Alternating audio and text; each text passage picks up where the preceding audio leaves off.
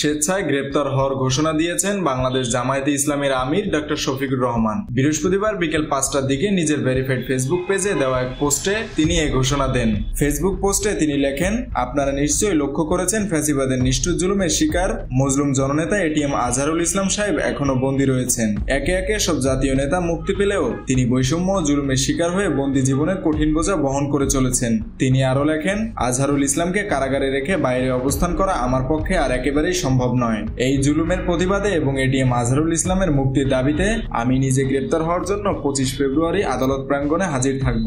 আইন মন্ত্রণালয় এবং স্বরাষ্ট্র মন্ত্রণালয় আমাকে গ্রেপ্তার করে কারাগারে পাঠানোর ব্যবস্থা গ্রহণ করবেন। সময় মতো আমাকে যথাস্থানে পাবেন ইনশাআল্লাহ। মেহেদী হাসান বাপ্পি, খুলনা গেজেট।